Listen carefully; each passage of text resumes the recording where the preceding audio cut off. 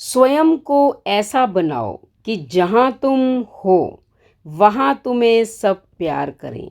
जहाँ से तुम चले जाओ वहाँ तुम्हें सब याद करें। और जहाँ तुम पहुँचने वाले हो वहाँ सब तुम्हारा इंतज़ार करें। राधे राधे। शर्मा जी की कहानी चैनल पर आप सबका हार्दिक हार्दिक स्वागत, अभिनंदन। एक बार एक अमीर व्यक्ति था। उसने समुद्र में अकेले घूमने के लिए एक नाव बनवाई और छुट्टी के दिन वह नाव लेकर अकेले समुद्र की सैर करने निकल पड़ा। वह समुद्र में थोड़ा आगे पहुंचा ही था कि अचानक एक जोरदार तूफान आ गया। उसकी नाव पूरी तरह तहस नहस हो गई, लेकिन वह लाइफ जैकेट के साथ समुद्र में कूद गया। जब तूफान शांत हुआ तब वह तैरता तैरता एक टापू पर जा पहुंचा, मगर वहां भी कोई नहीं था। टापू के चारों ओर समुद्र के अलावा कुछ भी नजर नहीं आ रहा था। उस आदमी ने सोचा, जब मैंने पूरी जिंदगी में किसी का कभी बुरा नहीं किया तो मेरे साथ भी भगवान बुरा नहीं करेंगे।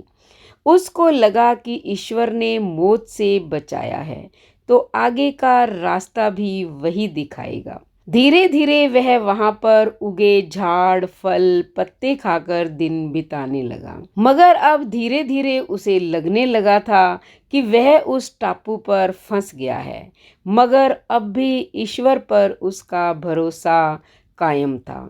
उसने सोचा, इतने दिनों से मैं इस टापू पर मारा मारा फिर रहा हूँ, क्यों ना यहाँ एक झोपड़ी बना लूँ। पता नहीं अभी और कितने दिन यहाँ बिताने पड़ेंगे।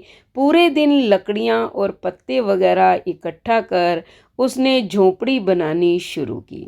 रात होते होते उसकी झोपड़ी बनकर तैयार हो गई थी। अभी वह झोपड़ी के बाहर खड़ा होकर उसे देखते हुए सोच रहा था कि आज से झोपड़ी में सोने को मिलेगा। मगर अचानक से मौसम बदला और बिजली जोर जोर से कड़कने लगी और उसकी झोपड़ी पर गिर गई। उसके देखते ही देखते झोपड़ी जलकर खाक हो गई। यह देखकर वह व्यक्ति टूट गया। उसने आसमान की तरफ देखकर बोला, हे ईश्वर, ये तेरा कैसा इंसाफ है। तूने मुझ पर अपनी कृपा दृष्टि क्यों नहीं की। मैंने हमेशा तुझ पर विश्वास बनाए रखा। फिर वह इंसान हताश और निराश होकर सर पर हाथ रखकर रोने लगा।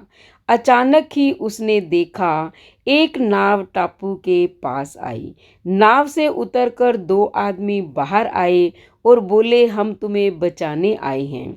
दूर से इस वीरान टापू में जलता हुआ झोंपड़ा देखा तो लगा कोई उस टापू पर मुसीबत में है। अगर तुम अपनी झोपड़ी नहीं जलाते तो हमें पता ही नहीं चलता कि टापू पर कोई है। उस आदमी की आंखों से आंसू गिरने लगे। उसने ईश्वर से माफी मांगी और बोला, हे ईश्वर, मुझे क्या पता था कि तूने मुझे बचाने के लिए ही मेरी झोपड़ी जलाई थी। यकीनन तू अपने बंदों का बहुत ख्याल रखता है। तूने मेरे सब्र की परीक्षा ले ली है, लेकिन मैं उसमें असफल हो गया। मुझे क्षमा कर दो प्रभु। तो बच्चों, इस कहानी से यह शिक्षा मिलती है कि दिन चाहे सुख के हों या दुख के, भगवान अपने बंदों के साथ हमेशा रहता है। हाँ, हम एक बार ईश्वर से रूठ सकते हैं, लेकिन ईश्वर हमसे कभी नहीं रूठता। वह हमेशा अच्छा ही करते हैं।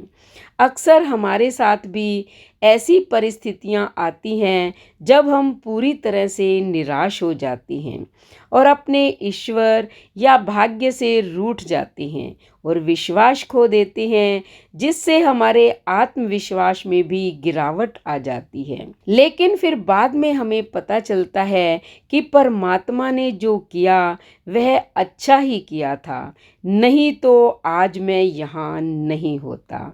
इसलिए मुसीबत या दुख के समय हार मानने की बजाय लगातार अपना कर्तव्य करते रहिए और बाकी अपने परम पिता परमेश्वर पर छोड़ दीजिए, क्योंकि वो जो करेंगे उसमें हमारा भला छुपा होगा। तो अच्छी लगी ना कहानी? अगर कहानी पसंद आई तो चैनल को सब्सक्राइब करें, लाइक और शेयर करें, कमेंट करें और बेल आइकन के बटन को दबाएं ताकि ऐसी ही मोटिवेशनल कहानी का नोटिफिकेशन सबसे पहले आपको मिले। धन्यवाद।